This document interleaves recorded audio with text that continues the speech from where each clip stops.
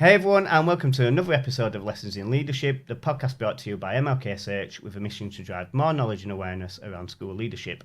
I'm your host Steve Lyons, and today I'm actually joined by a co-host in the studio, which is Sophie. Sophie is our presenter for Milk Education podcast and is also our content queen. Hi Sophie.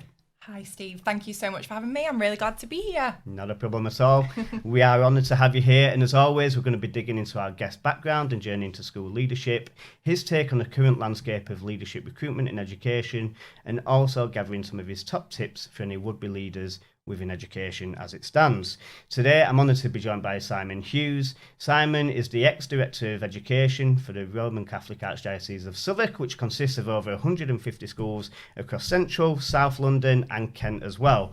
He's just stepped out after nearly 5 years at the helm of that job, where he led a small team in that department, and is now doing a range of different things: trust board reviews, some Section 48 school inspection support, some freelance writing, and probably a million other things that I'm sure he'll cover within this podcast today. Simon, thank you so much for being here. I know you've travelled up from London as well, and this is our first studio-based podcast, so thank you so much for being here. Thank you very much for having me. Not at all, not at all. So we always start the same way, Simon, in terms of our first question, and that's really, tell us about your background, your schooling, your education background, and why really you started a career in education. Yeah, very happy to do that. I've been in education almost since I was about 3, and I'm one of those people that went from school straight to college, and then went and did a PGCE. I didn't really follow the family tradition of being in social services, social work, social administration, that kind of stuff, and that's largely speaking due to a not outstanding group of A-level results. Interesting time of year to having this conversation. But my dad handed me a copy of the Observer with all the different college courses that were available in the middle of August. I was working as a night watchman on a building site, and he said, when you've not got dog to look after, have a look at this. And I saw a degree in theology. I was involved in the church at the time extensively, and that looked like a good idea.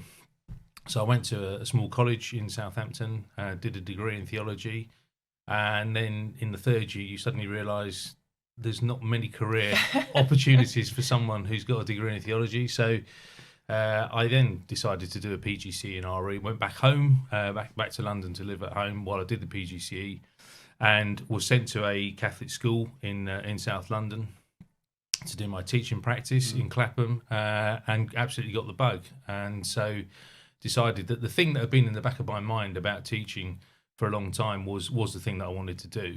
And I've never really looked back, but straight from PGC to my first job, that was in Luton in Bedfordshire, big Catholic school in Luton.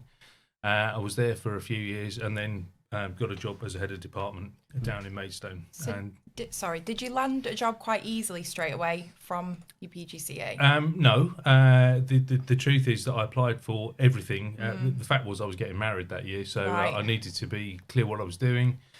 And so I applied for various things. I was interviewed for a job down in the East End, but didn't get that. But the job in Luton was, I can't remember how many candidates there were, but it was the second one I was interviewed for, and got that job, presumably because I did all the right things on the day of the interview. It was okay. The head of department job, again, I was interviewed for one head of department job about 3 and a bit years later.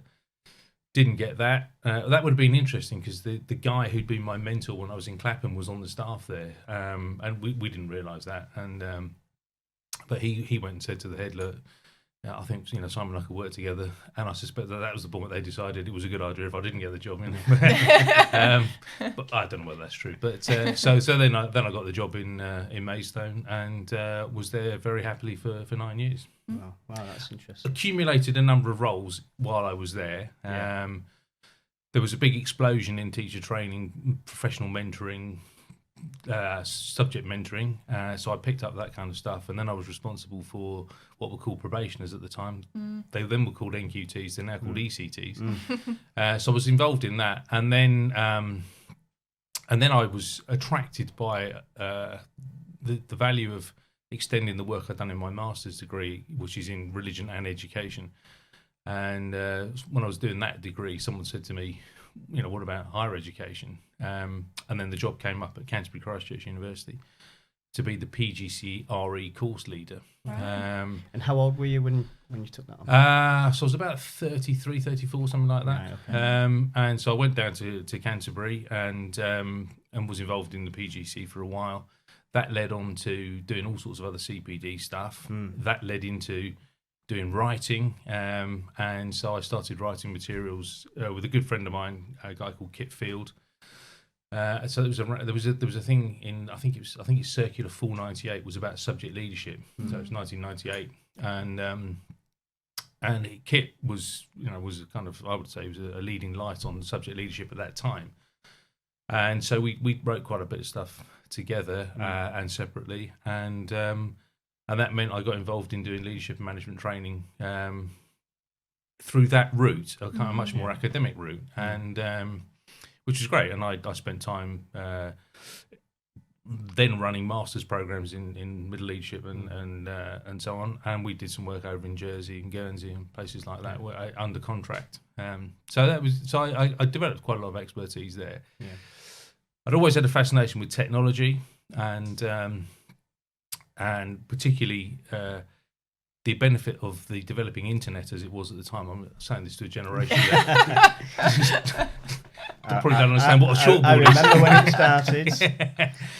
And again, I was very fortunate. I had a head teacher when I was in Maidstone who was an absolute advocate of technology, and he and I talked a bit about various things, and he produced a huge amount of material which was on a word processor before Microsoft Office was invented.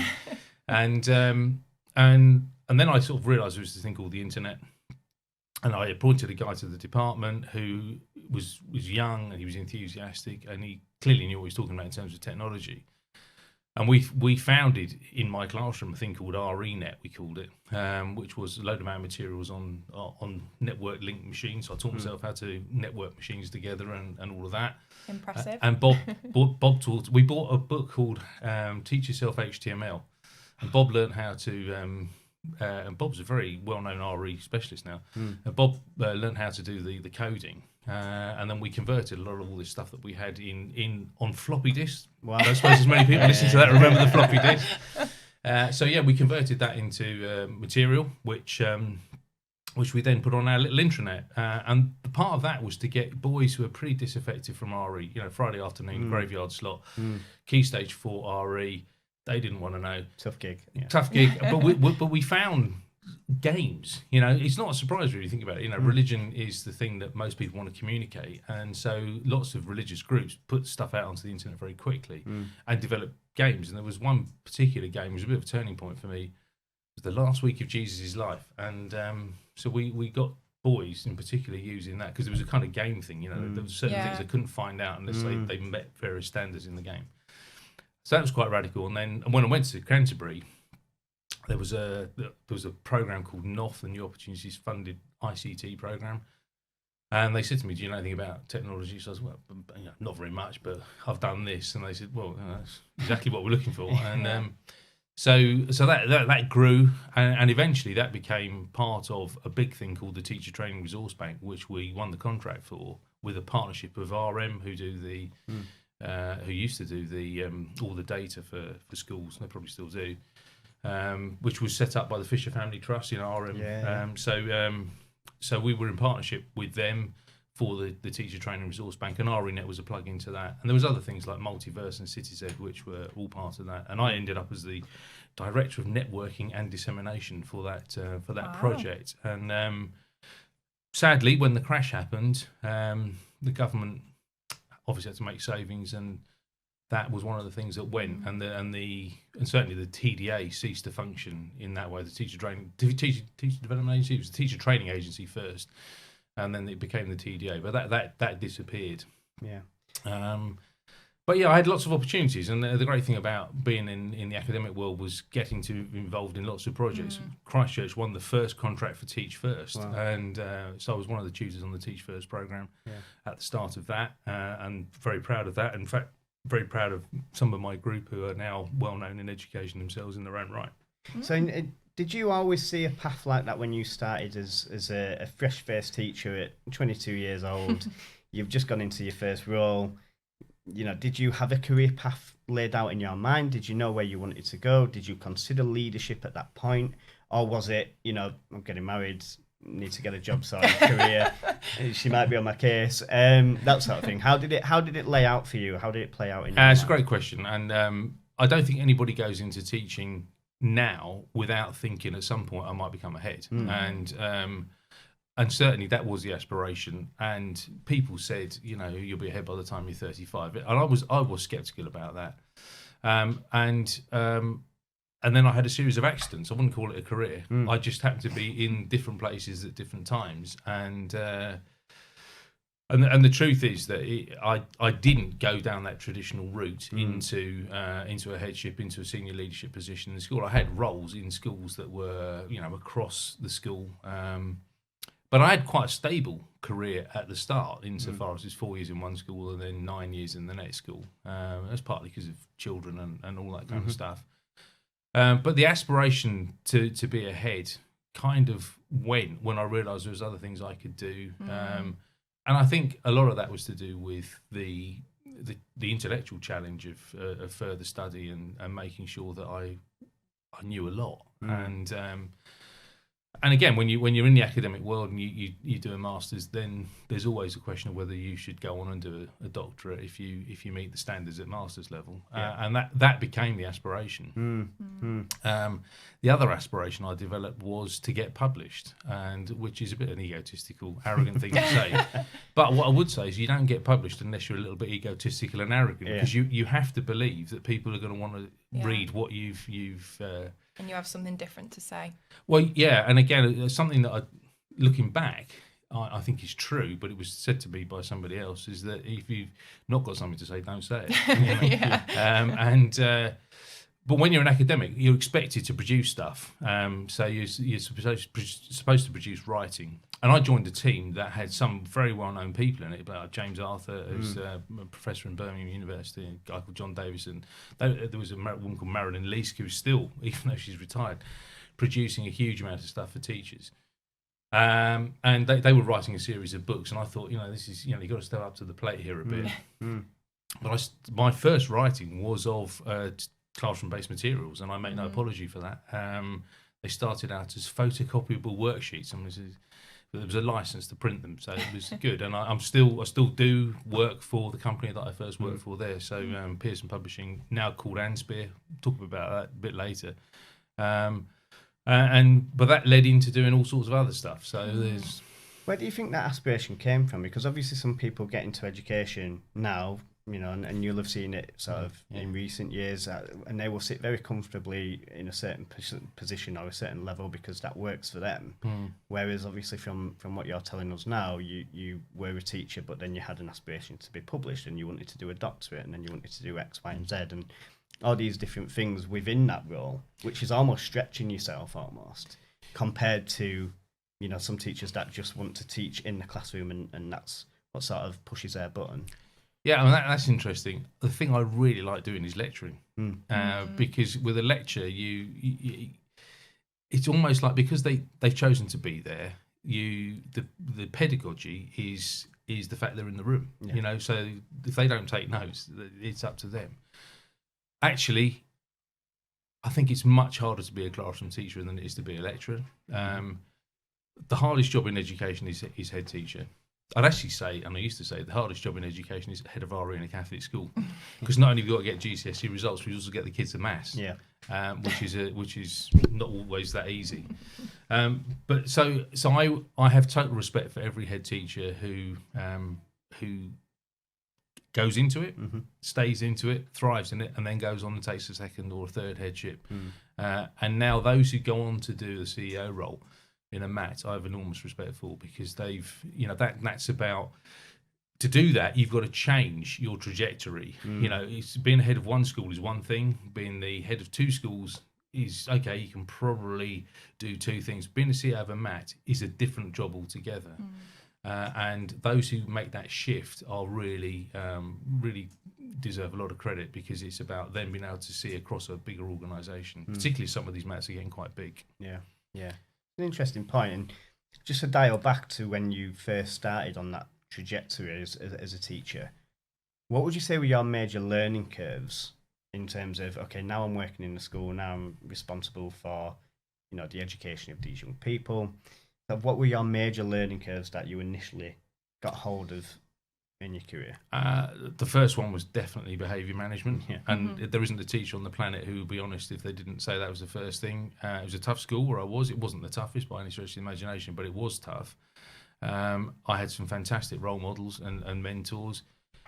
In many ways, in some ways they weren't. They were very robust with their behaviour management, and you could just about get away with it then. You wouldn't. Some of their methodologies just would not pass muster now. I did once, when I was a pastoral leader, find a letter that had been written to parents of kids who'd been caned while I was there. Wow. And so it was still technically legal. So the behaviour management was a challenge. The other thing was the sheer volume of preparation to be ready for every lesson, and to do it well enough. And again, I don't think teaching is any easier by any stretch of the imagination, but there's a lot more that's easily accessible for staff by way of resources. Of course, you've still got to turn that into a pedagogy, and you've still got to find out a way in which kids are going to be able to learn. The two big things were always behaviour management and then having and being ready for the lessons. Because however well you've done in your first degree, the curriculum in a school is not the same as what you've done. No. And I did some really interesting courses in theology, but my standard joke is 4th century patristics is not much use on a Friday afternoon with year 10 kids. So I had to learn a lot about world religions, for example, because even then we had to. There was a part of the syllabus which was about teaching world religions. So I had virtually no understanding of Judaism, so I had to learn that. And you just have to bone up. And when I started teaching A level, that's another whole ball game altogether, you know. So and that was part of the attraction of doing further study, was to just I want to know as much as there is, and I've always been interested by that. But yeah, I think relationships is a big thing as well. Yeah. How do you think challenges differ from, going back to you starting your teaching journey? I know I've got friends that are like 24, 25, 26, still struggling to get a job. They've done their PGC, they've done the training. They can't even get into the school. They've done the training at that kind of thing. Do you think, how do the challenges differ kind of from then to now?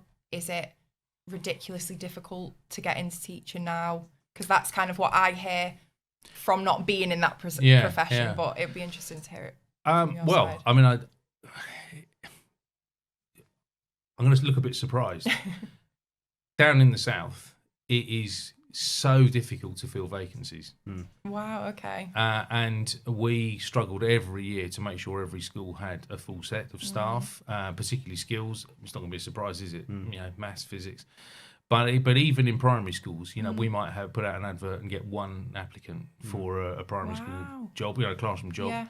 Headships, I think there are 5 or 6 vacancies from the organisation I've just walked away from. I'm surprised, and again, it would be wrong of me to say, go and have a look down south. For 2 reasons: one, because it would be wrong, and secondly, because the cost of living or the cost of housing, let's put it that way, is a challenge, and that was always one of the factors that we had to bear in mind, that you couldn't have people just moving into Surrey or into Kent or and certainly into London. So our inner London schools were always struggling with to recruit. That's interesting. So it's that's an interesting point, because it must therefore be different from region to region. It must be. Yeah. I touched on learning curves, Simon, when you started teaching. In regards to leadership positions, because obviously that's you eventually moved into that leadership level there. Were the learning curves different? Yeah. I mean, you apply for a job because you think you're good enough, and then you suddenly get all these things you had no idea were part of the job. Budgets, staff management, being able to deal with the stuff that your team bring to you, like their child's sick, they've only got one lesson a day, or do I really have to come in for the parents' evening? And that those are things that there's no preparation for. Also, as a head of department, you'd get the other staff turning up with kids who were being difficult, so you'd have to do their behaviour management for them, but in a way that didn't undermine them. They could go back and treat their own classroom with the level of management that was needed. And I think the reality was there was no real preparation for it. You know, you're kind of thrown in at the deep end. So I lived off my wit for a long time. Then I realised there were networks you could plug into. Right. Okay. So at the time in Kent, we had a really great RE advisor, and so he used to gather groups of us together. It was quite hard to get out for training. It was, you know, what do you want to go on a course for? Because I want to get better at doing this job. You know, and there weren't things like, you know, how to run a department, you know. Silly example, but every year you had to do a stock order before the budget. Yeah. You know, when the budget had been set before the end of the financial year. And the first time I just went, well, what did we do last year? And then it was after I'd been there about 3 years, and you go, why are we buying all this stuff again? Well, because you've ordered it. Well, actually, I could be spending that money much more wisely on technology. You know, who needs 400 tons of sugar paper? Because, you know, unless we're going to change the displays, you know, every so often. But the big thing is personnel, and that I would say that's remained a constant right the way through all the different things I've done. You're always having to deal with the stuff that people bring into the office, it's or into the classroom, into the staff room, wherever it is, and you have to have a good network of people that you can bounce things off confidentially. The other thing that we did, there were 7 Catholic schools in Kent, and there's only 5 left now, but there were 7 Catholic secondary schools. And the 7 heads of department used to get together every termly with the local bishop, and that was brilliant because it was he would facilitate it, but not intervene, but he would just let us all sit and chat, and we would share stories, and you're like, oh, you know, have you dealt, you know, so and so rung you up, yeah, how did you deal with it, and that kind of stuff. So again, I learned early the value of proper professional networking, not going on a course just to learn something, but to really find out how other people are dealing with it. Yeah. Do you find that obviously that's more continuous then? It's not you're just going for maybe a 2-day course and then expected to know how to lead, for example. Yeah. It's that continuous network, I suppose, of bouncing ideas off others and just being in constant contact with them. Yeah. If I'm right in thinking, you then went into Ofsted, I think, for your career. Yeah. Tell us more about that. Why did you decide to do that? So all the rest of you can stop listening now. Well, the plain truth was that I'd worked as an advisor in a number of contexts. I talked about the crash. The crash pulled the rug from a lot of work I was doing. There's no doubt about that. And I came to the end of a fixed-term contract with a company I was working for as an ICT change advisor. And I decided at that point that I wanted to go self-employed. And I picked up some work from people I knew, which was fine. But it's a real asset if you want to do if you want to do school improvement work to have the Ofsted badge. So I trained for Ofsted as I think we were called associate inspectors then, or additional inspectors, AIs it was at the time. And so I wouldn't say I enjoyed it. I thought I was quite good at it. I realised it was high stakes stuff. You're dealing with leaders, you're dealing with managers, you're dealing with people who are facing the most significant professional challenge in the last 5 years in their life, and I took it very seriously. And I was involved in a number of fairly high profile Ofsted inspections that were difficult and contentious, whilst doing other stuff, it has to be said. But I got to the point where I was doing about one a week, so 2 days, but with no responsibility in one sense. You did the inspection, handed over your evidence forms, went home and got on with doing something else. And then I was involved in one of there was a period when Ofsted did whole local authorities, and I was involved in one of those as an AI, and I formed quite a good bond with the HMI who was leading that, and I was doing the sixth form, and it was a challenging one, and the sixth form was inadequate in this school. So the first judgment was made on this inspection was the sixth form, and I had to say the words, it's inadequate. Yeah.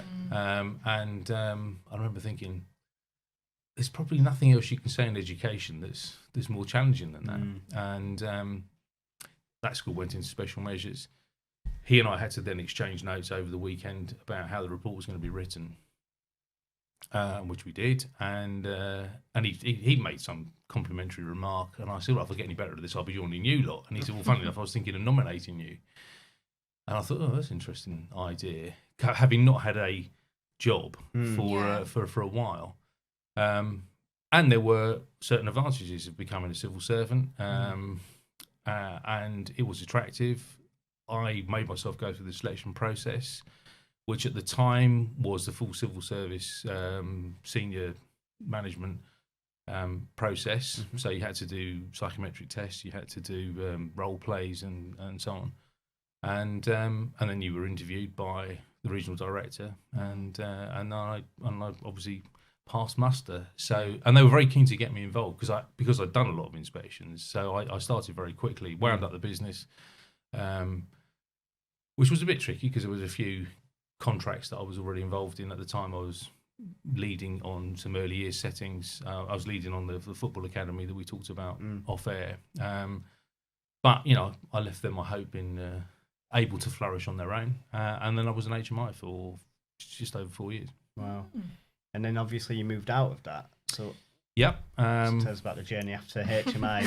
where people was your name being bounded around then, thinking, well, he's applied for this job, but he's been a HMI before. Did anything sort of come off the back of that, or was that sort of a feather in your cap having done that? Yeah, I think there's no doubt about it that the HMI brand still has a significant cachet in the education sector. I've got a lot of friends who are HMI. One of the things I tell you when you join is that you'll lose friends, true, but you'll also make friends. And I still see a lot of my HMI colleagues regularly. We meet together, and some of them, we've done a few projects together since.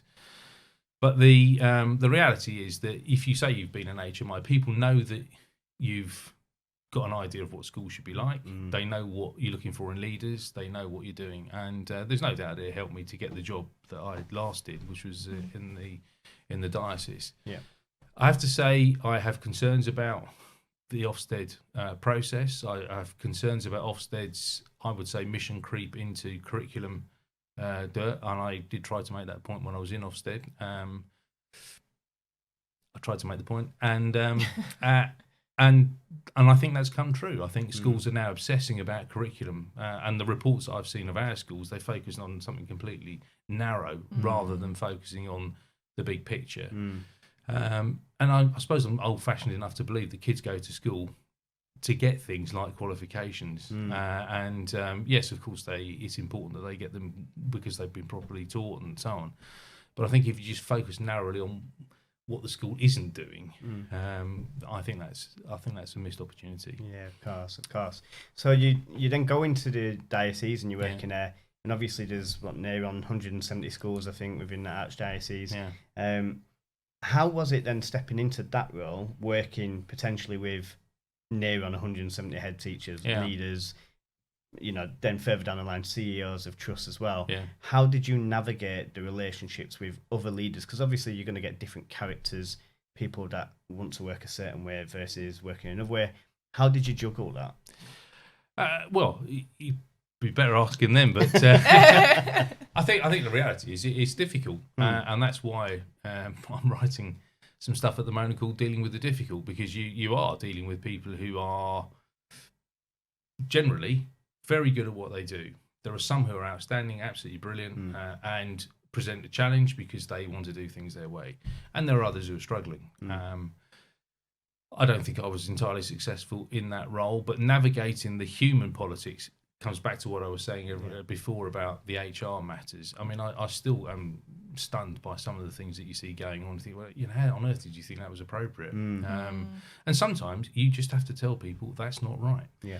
But you have to balance that and be known for balancing that with giving praise where it's due. And I do think that's something that Ofsted isn't very good at, has got worse at.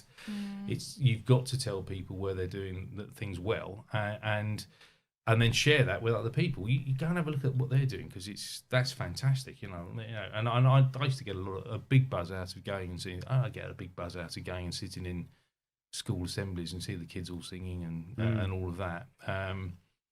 But yeah, the interpersonal politics when you are in an elevated role with some weight and backup from a big institution like the church, you have to handle that very carefully. And you've seen that group of head teachers in conference, and they are both a great fun bunch of people, but they can also be very, very challenging. Mentioning no names, and I think the thing a sense of humour I'll come back to in a minute. You've got to have a sense of humour, but you've got to know when to use it, because it can go badly wrong. I think the other thing you've got to be is absolutely straight and clear. Even if you say, I'm absolutely clear that I'm not making a decision until, because then you don't have people saying, well, I'll tell you when I know what the right thing to do is. But again, we did a lot in COVID, which I think helped by using Zoom to get people together. I got people into meetings that would never have come to something that was out of school. The team got. I mean, I happened to be running. I did the content, but the team got them together. We used technology, and there's a thread all the way through this. We use technology to connect with people. I started to tweet more. I started to use Facebook a bit more than I had been for just personal stuff. I put messages out through Facebook just to make sure people, particularly in COVID when it was difficult to get direct lines into Was that schools. to support well-being and stuff as well with the teams, or? It was crisis management, to be honest, to start with. It was very much, people saying to me, I've never done a risk assessment. How do I do that? Well, here's one that I might, don't use this, but use the framework. That was a real thing in the first 3 months, I would say, when schools were trying to work out how they could stay open. We helped facilitate free school meals. I didn't do it. I didn't drive the van around, but I said to someone, could your kitchen provide meals to this school? Because all the kitchen staff have gone. And they said, yeah, we can do that. And so they're building communities like that. Yeah. And I've always believed that professional development has to start with a need. I used to go to course and think, I don't need this. And so I'd sit at the back twiddling my thumbs. With teachers, if you give them something they need, they will absolutely engage with it right from the start. And that was true, particularly in COVID. So, we met governors that I would never have met without using Zoom. I'd meet them on their avatar. But that was great, and I do think that was a really positive outcome of what was a dire situation, which still goes on. I mean, schools are still reeling from the budgetary problems. It's funny you mentioned sort of technology, bringing people together and utilising that in schools. Our first episode was with John Tate, and I sent you that episode before, and it was great. It reminds me of something John said where he uses Twitter quite a lot to share practice. And I think he says in the podcast, people in America have used something that he's put on there, and it's that connectivity. And obviously, you've alluded there that the pandemic really sped that on with a lot of communities and schools in terms of using that technology to bring people into meetings that you would struggle to normally get into meetings. Do you think that will tail off now the pandemic sort of reduced significantly, or is it something that you think schools will or should at least be using a lot more in terms of technology linking schools up? I hope it ramps up. Yeah. Because parents have certainly preferred the fact that they go to a parents' evening, they click on this software that's now out there, they click on a link, they get their 5-minute slot with a Zoom call, then it finishes, and they're not sitting in the school hall waiting while somebody overruns, because the thing goes. So that's one example. So I think John's absolutely right. I'm not going to pretend to be John Tate, because John Tate is there at the moment, and again, I think it's great that he's found that medium available. And again, I think that's a later iteration of what we were trying to do in our RENET, where we were just trying to push out materials that people could use, diagrams, notes, stuff like that.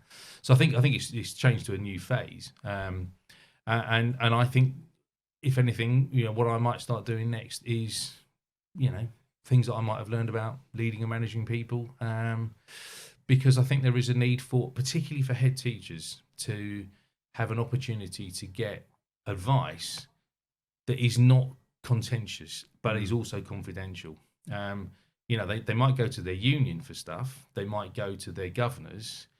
It's difficult for them to go to anybody below them in the structure, because the people below them sort of depend on them to be the fount of all knowledge. Which is another pressure on the head.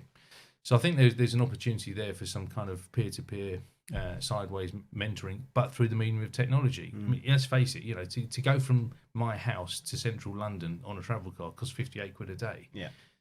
Switch on, and you don't even notice how much of your data allowance, and unlimited broadband. Why wouldn't you do it like that? And actually, it's the content, and I do think that actually the screen blocks out a lot of the other noise that you get. You don't get distracted as much. I mean, you do. You can see people typing away while they're supposed to be on a Zoom call. But at the same time, if what's being said is really valuable, you can see people are paying. You can see them paying attention to you. It's and even in conferences. I mean, you've been to the. There's always a table that are, they're engaged in their own, whatever it is, their emails. Simon's bingo, well, what's he said now, and that kind of stuff. So I hope it ramps up, and I am a great fan of technology. My PhD was largely speaking about that. So I'd be foolish if I didn't push it. And I do think it's so easy to use now, and for the generation that is in schools, it's like water. They don't have to think about using it. Yeah, that's brilliant. Sam, I want to pivot sort of into the recruitment side of leadership. It's funny we're talking. I imagine technology will be a theme throughout this section as well. So, and you touched on this a little bit. I think we discussed it off there as well before we came on. Can you share your experience around being a candidate going for leadership positions? Yeah. What that was like, what was good about it, what you might change about it? Yeah, I mean, I think when I got to a certain level, it was more about people saying, "Do you fancy this?" And when I talked about the HMI one, then that is a really good example, because it was absolutely at that point to the civil service standard, because you were going, as an experienced practitioner. But there were set tasks. There were psychometric tests. I can't remember a thing about them because I found that nerve-wracking, to be honest. I assume I did okay, but but they never told me what the outcome was. The role play was okay, but I think I overdid the role playing because I quite enjoyed the acting bit of it. What was the role play? I had to role play telling a head teacher who'd already got the grade of RI that we were there to work with them, support them, but the head teacher he was an actor who had been told that he didn't agree with the grade. So we had to then they were testing to see how approachable I was, how empathetic I was, and so on. But how also you got to hold the line and say, no, the judgment's been made. I'm sorry about this, but there are certain things that are going to have to happen now. And so that was a very real role play. And again, I probably played that out in real life. Felt like you were in a show. Well, but later on when I started working, before I said it was 10 or 15 times I must have had conversations of that sort. Probably more than that actually. And then there was a written task, and you had to look at a load of data and then produce a section of a report. And then there was an interview. So the interview was, I think, appropriately focused on me, my background, the inspections I'd done. And at one point, I'll never forget, I remember who he is, saying, okay, now we've talked about your inspections, now let's talk about what you've done in education that's different to that. And I thought that was right. There was, you can just do a kind of stereotypical, blah, blah, blah, but they wanted to know about what I'd done. In that instance, I talked about a program I set up, which was an online teacher training program called iTeach, which was that was a useful thing. I was able to say, look, there are people teaching maths and physics and chemistry now who wouldn't have been if we hadn't set up iTeach, Trays now as TES Institute. So that was that. And then when I got the job with the diocese, obviously they were interested in a lot more other things. Like I suppose my theological background, the level of Catholicism. They were. I mean, they didn't overplay that, but it was clear. But they really wanted to know what I was going to do for them, and that was right. So they sent me some stuff. I have to say there was quite a lot that I wasn't sent. Looking back. But I had to make a presentation about what the first 100 days would look like. And I remember producing a 5-letter, well, it was 5 L's, kind of acronym really. Listen, look, learn, lead. I can't remember what the other one was, but it was about just trying to make it a bit more interesting. And I had 10 minutes. There's not much you can do in 10 minutes with it when you're dealing with that kind of stuff. But that was to the Archbishop's Council and various advisors and so on, recruit people. So that was a robust process. And then they did unpack that and went in on some of the more of the detail. They were rightly concerned to know whether I could manage a budget. And I had to be very honest and say, well, in Ofsted, you don't manage anything, you apart from yourself and your team. So I can't say that in the last 4 years I've had actual experience of managing a budget, but I've been self-employed. I know what happens if you don't earn enough money to pay the bills. So I think but again, rightly, I was handling. You've said it. It was 169 when I started. There's a few now for all sorts of reasons. But we ran big projects for the DFE across our estate. So there's about £8 million a year of building projects. Wow. So we had to show probity. And I had a great team of 2 buildings officers who ran that, but we had to put in systems to make sure that was done properly because it's public money. Yeah. And how involved were you in the recruitment of head teachers? So if you were appointing a new head teacher within the diocese, any school that was as a part of that, how involved were you, and what did that process look like from your perspective within the diocese? I used to involve myself when there was a very specific need, where there was a particular background or context. I was very busy in the job, and the process of recruiting a head teacher is extensive, as you well know, Steve. And so I delegated most of the headships to one of my colleagues, because we had a statutory duty to ask 2 questions that only someone from the diocese was able to ask.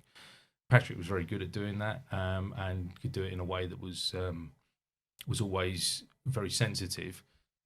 He and I discussed every one in detail. I knew we needed to keep people in the diocese who we'd talent spotted early on. So I'd say to him, where's so-and-so up to? Where's so? And he would have brilliant forensic knowledge of where people are up to. We did a lot to try and recruit from outside, not with varying degrees of success because of the cost of housing, I think. I insisted on doing all the CEO roles because that person would be senior across the diocese, and eventually I was trying to build to a point where we had a kind of team of senior leaders in the diocese. But we use recruitment firms because there's a lot of grunt work in recruitment processes, which is time consuming for people who are already busy. And I have to say, we had good service we didn't always use the same one. But, it is all about relationships. And, we worked together when you were in a different place, Steve, and I think that was a productive relationship for the diocese. I know it was for other dioceses as well. Admittedly, that was for people further down. More temporary rather than. But I'm glad that because you do know the sector. I'm glad that you're now moving into doing some of that work at the higher level. So I did involve myself in systematically with CEO roles, less so with headships. And to be honest, I didn't really do many deputy headships. Patrick did all of those. In terms of those CEOs, those executive level hires that you were looking at, what particular aspects did you look for in those people on a personal level?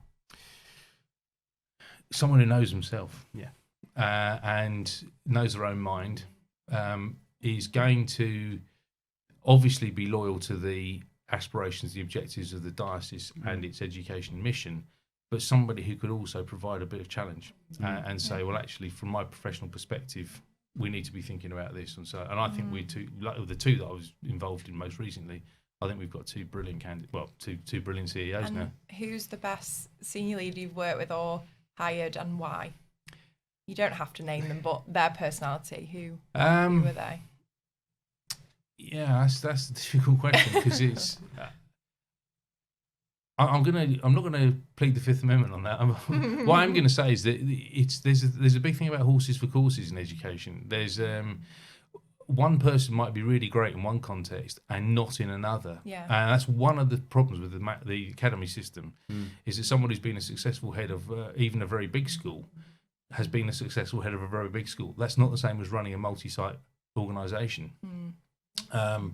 But there are people I've enormous respect for, and who do things in very different ways. I mean, you know, I can think of one guy who's very dour, virtually no sense of humour till you get him away from the profession, and he's hilarious. Yeah.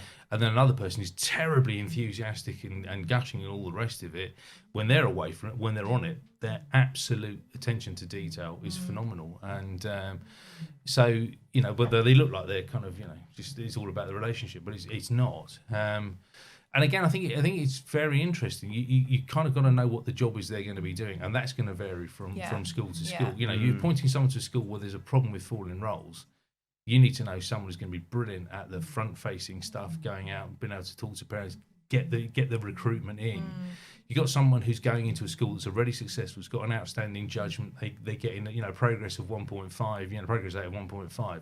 You want someone who's going to keep that going, and then add value somewhere down the line. So there are you've really got to look at each recruitment process on its merits, and that's why, you know, I'm a bit nervous about, you know, standardized recruitment processes, because they there has to be the right on the part of the team that's asking the questions to really drill down into an individual. And how would you change that then?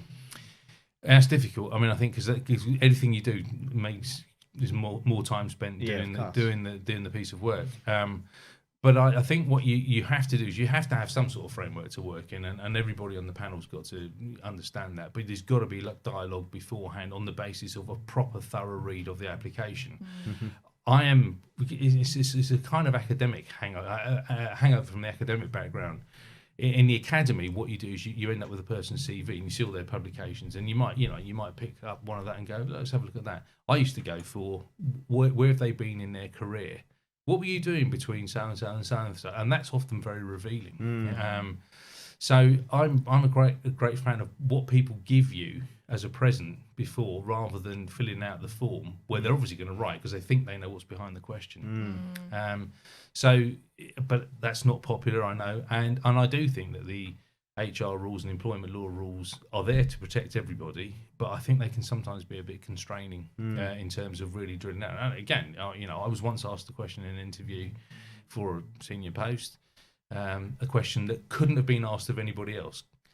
And the guy, one of the panel, came after me afterwards and said, "I'm really sorry, whoever it was shouldn't have ever asked you that." And I said, "No, he's absolutely should have done." He said, "No, he shouldn't have, because he." I said, "No, the point is, the only person who could answer that question was me, and I think it's right. He was entitled as the chief executive of that organisation to ask me that question." So I think the pendulum might have gone a little bit too far in terms of absolutely everybody's got to. I've been in panels where the HR consultant has said you can't ask that question, and I'm not talking about the ridiculous things like, you know, how long are you going to be here before you know, not that, but just okay. So tell us a bit more about whatever it is that you've picked up. Focus on it. What would you say is the most challenging aspect at the current juncture to where we are now in terms of sourcing leadership talent? Again, I'm mindful of your question about, you know, about difficulty, because in the south and the southeast, it's definitely about getting people to come into the area who can afford to live. I mean, if you're a head teacher, I think you're entitled to a comfortable house with space. You're going to need an office. Well, you're talking millions in parts of London to get even a pretty modest house. You know, my dad's bungalow in Croydon is nearly £1 million. You know, and you go, well, you know, it's nice, but it's not. You know, it's not £1 million nice. You know, and that's the point. You know, my own house, which is large in Maidstone, but we bought it because we couldn't afford anywhere else. You know, and so we are in a challenging area in one sense. So I think that is the first thing, and it's about getting people to see the benefits. I think also the pressures on school budgets are being written about now by people like Vic Goddard and others. You know, they're all over Twitter talking about stuff like that, and that is a massive problem. Who knows what's going to happen to school budgets next year when the energy cap which doesn't apply in schools anyway, is no longer then applied again, and they're going to have a huge hit on their revenue budget. So I can see there being a real problem for schools in that, and that's going to make it difficult because the heads aren't going to have that much freedom to choose how they spend what the budget is and make decisions. You might have a curriculum challenge in one area. Well, I need a new head of whatever it is. And even especially in primary schools where you haven't got many senior leaders to do the work that's necessary. It's the same number of tasks in the secondary school where you might have 4 or 5 senior leaders. So that's going to get more and more pressurised, I think. Yeah, of course. And there's obviously the statistics don't lie in terms of, a certain proportion of head teachers are at a certain age now and maybe retiring early, particularly because of the pandemic. Yeah. You've also got people leaving the sector completely and doing something else now.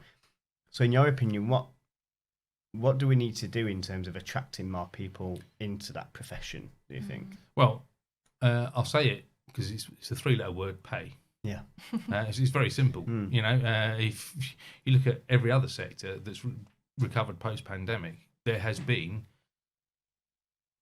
uplifts in people's pay and their terms and conditions. So that's the first thing. Accepting that that's unpopular because it implies a hike in tax.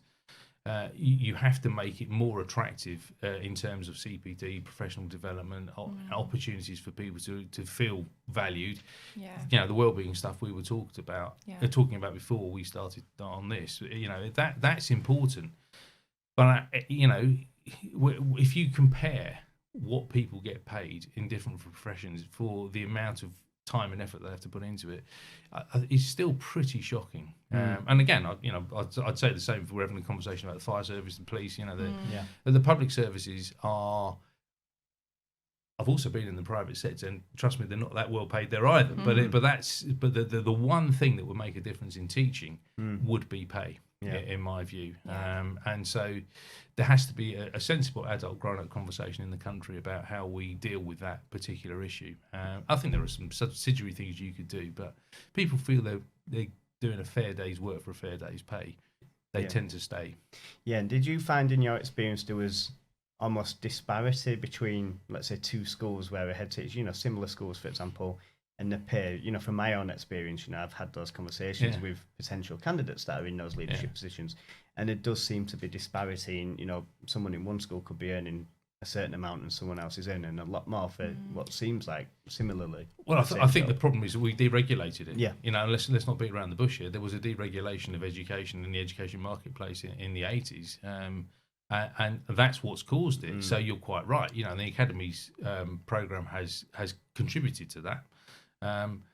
There's a lot of mythology about the fact that Academies pay less, and there's also a lot of truth in the fact that Academies pay more, and the independent sector pays more. So there's lots of mythology out there, but there's no doubt that, and you'll have seen it, there are clearly differences in what people do pay. In London, it will depend on sometimes which borough the school is in. So you could have 2 schools on the same road, one's in one borough and one's in the next. And there are different pension arrangements, for example, which can, people don't see that to start with, but those things become apparent. So that is definitely something that needs to be looked at. And because when I started teaching, there was one scale. Yeah.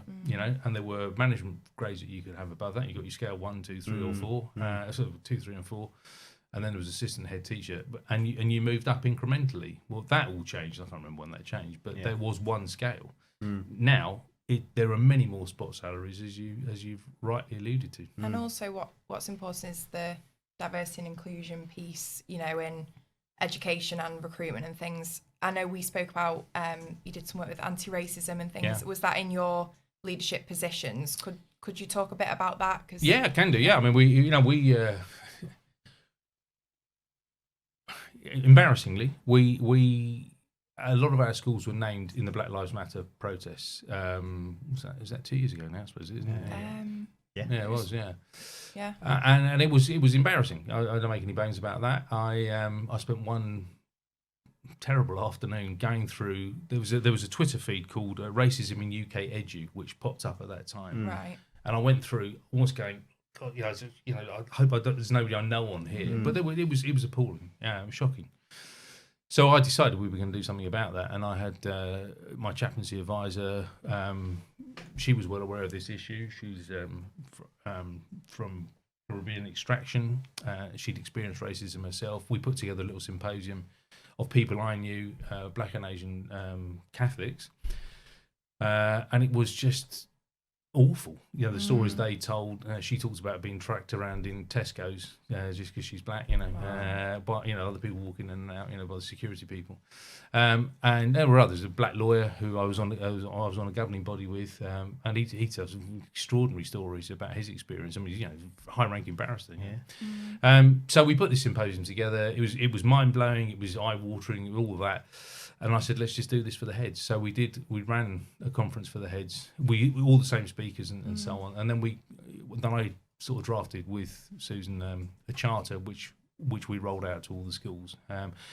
Our diocese is the most diverse in the country. It's 53% black and ethnic minority pupils and about 12% black and ethnic minority staff, which is the most diverse staff population. So I used to say it's not about them. It's about this is us. You know, this is it. So. Strong commitment to anti-racism, and Catholic means the whole world in the original language. So it's unsurprising that in Catholic schools you've got people from all over the world, you know, and particularly, of course, in the inner London boroughs, huge amount of diversity. So yeah, we spend a lot of time on that, and that project isn't finished, but it will get there eventually. Yeah. Amazing. Do you think schools or the education sector could be doing more around that from what you experienced? Obviously you worked within your own diocese there, but from the outside now looking in, do you think more could be done? Yeah, absolutely. Yeah, no, there isn't any question about that. It's you know, racism hasn't gone away. It's got more subtle forms. It's very different in even where I live, you know. It's particularly you see it in Kent because of the migration challenges that are there at the moment with people arriving on boats. The ones that are counted, but that suggests that's probably about 10% of the migrants who are arriving from different parts of the world, and all of the challenges that presents there locally. But it also challenges us as human beings. You know, how do we respond to that? You know, there's lots of our schools got involved in providing places for Ukrainians when that situation developed. We've got churches involved in supporting Afghan, Syrian refugees and so on, and that's great. It's absolutely what we should be doing. But then there has to be the next stage of that, which is about making sure that is a secure solution for everybody in the area. So yeah, there's a huge amount, and it will go on. You know, as migration continues to happen, partly I think because of global warming. I think people will need to have mature and adult conversations about how we address that as a nation, and that will play out in schools as well. Yeah, definitely. My last question, just around recruitment, Simon. For leadership. We talk to a lot of our clients around being an employer of choice and how they position themselves as that. Do you think that's done well enough in the education sector? For example, you might have school A, which is 2 miles away from school B, exactly the same position, with maybe one candidate looking at each school. Do you think trust schools, faith dioceses, do they do enough in terms of being an employer of choice? And if not, how could they potentially sort that out? I think some do. I think there are still quite a few schools that think they're doing everybody a favour by offering a job, and why wouldn't they want to come and work here? You know, and that's not a good look for me, because of all the things we talked about, particularly around recruitment in the first, and then retention. So I think there is more they could do. It's difficult because of the lack of money to make those kind of things happen. You know, but I certainly think there is a place for professionals in the recruitment sector to advise more on what would make them more attractive employers of choice. I mean, you know, giving somebody a laptop these days, you know, it's like, you know, that's like saying, you know, well, you know, have a pair of shoes. You know? It's like, you know, that. You know, so I think there are things. I don't think there's been enough mature thinking about how that would work in order to ensure that what you're getting is good quality candidates. I think there's more that schools need to do with their own kids about supporting them through even if it's apprenticeships, into university, keeping in touch with them. There are some trusts are really good at doing that, and not Catholic ones. There are non-Catholic trusts. There are non-faith school trusts that are really good at staying in touch and saying, don't forget to send them a birthday card on it. Remember us. That kind of thing is. Why wouldn't you grow your own? And if because the chances are the best place they're going to be able to live when they come out of college is back at mum and dad's. So why not go back to somewhere they're familiar with? And there is both a benefit in people going back to the context that they know well, and also bringing people from outside. And I think really great schools are ones that have both. So they have people who are kind of the backbone of the school who've been there themselves or who know the area really well. But there's nothing more important than freshness and bringing. So you don't say, well, there's a way of doing things and you don't really fit. There is. You've got to find constant ways of dynamically improving schools all the time. Not because they're doing a bad job, but just because the world is shifting. And it's about you need to be constantly changing and developing, don't you? And the minute you don't do that, you get stagnation. And so I think it is a combination of, in terms of recruitment, we'll start with your own, but then invest in the people. There is it's an old thing, and it is a social work thing. The greatest resource in this room is yourself. And the greatest resource in schools is the teachers. Because at the end of the day, if you can't go to textbooks, at least they can talk. Yeah, of course. And I think one of my bugbears is obviously on the recruitment side of things is you see an advert that's probably been used, a template that's probably been used 10 times, advertised in the same place, with nothing around what benefits the candidate. It's generally, we are looking for this. And that's that. Applications by this date, we'll be in touch, send it to this, or reply now on the button and everything else. And from my perspective, I don't think there's enough there in terms of, if you were relocating, this is why you would want to work at our school. This is our community. And nothing to argue with there, Steve. I had a really blinding moment of inspiration from one of my kids. When I got the job with the diocese, she said, "Which recruiter did you use?" So I said, what do you mean? She said, "Well, who did you go to?" So I said, "I didn't. They came to me." She said, "Oh, I just assumed you'd gone to a recruiter and asked them to find you a job." So I said, "Well, why would I do that?" And she said, "Well, because that's how you do it, isn't it?" And she's a lawyer. So in her world, in the sort of 30-ish age group, that's what you do. And I've seen that now, that you've got recruitment firms who will go to colleges and say, right, we'll sign you up and we'll find you a job. And that is very much about placing you in a school that is good. And again, I think the profession sort of needs to wake up and smell that particular cup of coffee, because that is how it works. And there's a lot of angst about, we're paying recruitment agencies, fees and all the rest of it. I think there's another way in which you can work that quite well in everybody's interest. But the fact, you're absolutely right.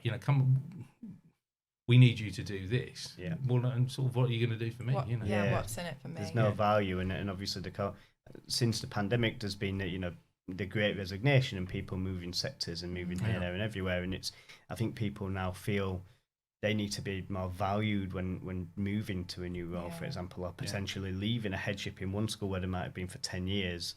What's going to entice them to go start somewhere new when they've been somewhere for such a long time? If the job ad just says, well, you come and do this job for us. So I think there's probably quite a lot to do.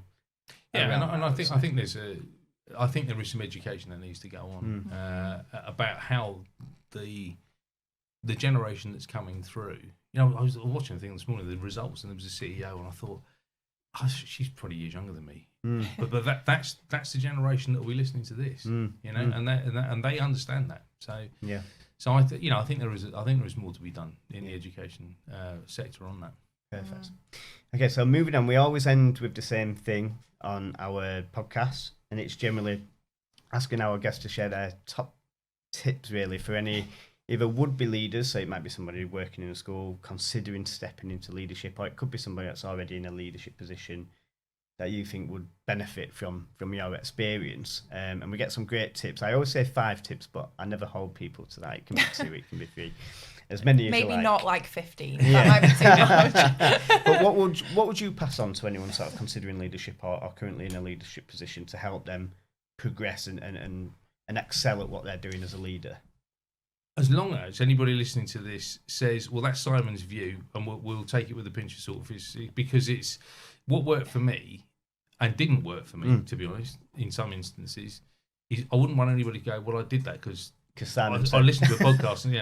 And the first thing is you've got to know yourself, and you've got to make time to think things through that are consistent with your own beliefs and values. That is really important, because I don't think there's anything more stressful than acting in a way that you don't really intellectually assent to. It's like, overbearing behaviour management when you're an NQT. You go, well, I can't do that. So you have to find your own way.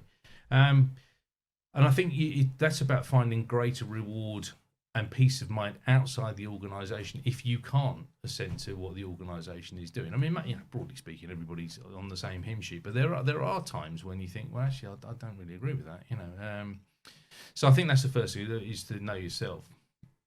The second one, and again, this is very controversial and unpopular, is you don't be frightened of emotions. All right, you will be happy and joyful, especially when your staff or children experience success.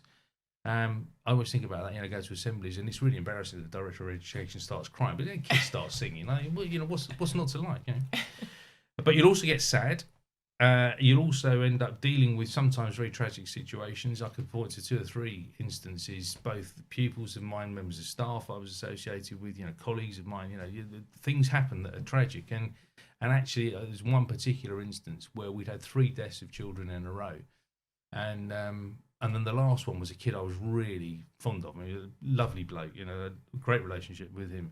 He died, and I'd held it together, doing sort of getting the whole mass thing going. But I just couldn't make it through that one, and everybody, because I was on the podium, so and I cracked, and the deputy said to me, "You found that one hard, didn't you?" And I said, "Yeah, but I knew the guy well." Yeah. You'll also get frustrated with the DFE, Regional Schools Commission at Ofsted, but you have to learn how to manage them and your emotions with that. But you also need to be prepared to take them on. And that's why I say this is controversial. Don't be frightened when you see something that isn't right, whoever it is who's saying it, that you don't, that you avoid having a difficult conversation in reverse. So I find enormous distraction in those moments by playing music and all the rest of it. And this is a proper top tip. Don't swear. It's a Davina McCall, isn't it? Because some people will just diminish their attitude to you on that alone. And it's very easy to fall into it. And it is just a no-no for me. We all fail, and sometimes I haven't always taken my advice on that. But you've got to be really careful, because there is a professional standing that's expected of you. I said it already, a sense of humour, a hugely necessary asset in education, but you've got to be careful how you use it. So some people have no sense of humour, and they probably haven't got yours. Well, they certainly haven't got mine. And again, it's, you learn when something you think's hilarious and nobody else in the room is laughing. Hang on a minute, what I'm saying here is not funny from their perspective. So, but it is important, and sometimes you just have to walk out of the room and then go and have a laugh. And there are very funny things that happen in schools and in leadership meetings and so on. But again, it's knowing when's the right time to play, and also you've got to be able to laugh at yourself. If you come across too pompous, somebody's going to tell you, and it'll probably be a 5-year-old in the playground. So that's important. This one's really important to me. You've got to tell the truth at all times. I forget who I've lied to, and that's awkward. So if you only tell the truth, that's all you have to remember. All right. So it'll make you unpopular with some people, but ultimately your conscience will be clear. And the thing that's a kind of corollary to that is just don't play games. I've seen so many leaders who play games and ask somebody one question when they're trying to find something. Just be straight. You've got to be straight with everybody. Everybody you manage, and also those to whom you're accountable. Isn't that, if you've messed up your results, just say, I messed up my results. I will rectify this problem. And the other one, this is important, is communicate in plain English. I can tell you from experience that teachers don't like what I call business balls. Those sort of, the low-hanging fruits and all that. Unless you're in an arena where people are willing to accept that kind of jargonistic phraseology, just don't do it, and that's one of the things that Ofsted's really good at, is just writing in plain English for not in a patronising way, but in a way that it just is not arguable. And I remember having arguments with editors of my reports, and I go, but it doesn't mean that. It could be taken to mean that. So yeah, absolutely use plain English all the time, and because we're in the communication business. If we don't communicate clearly, we're in difficulty. Wow. And Sure. button in there as a last thing, if you could go back and change anything or do anything different across your teaching career, linking to the advice, would you, and what would you do? Yeah. Someone once said to me, "You're too honest for your own good," which is going to conflict with what I just said about telling the truth. Lie. But I think I think they're right in some ways. There are times when you have to tell the truth in a way that is acceptable to those people who need to hear it, but it's not just me being me and being very, very direct. So yeah, I mean, there are 1,000 things. Because again, one of the most profound things I ever saw in recruitment terms was a very, very celebrated musician standing up and talking to youngsters about how to be successful as a musician. And she said, yeah, it's lovely that they brought me along, and yeah, I've done this, and here's my CV and all the rest of it.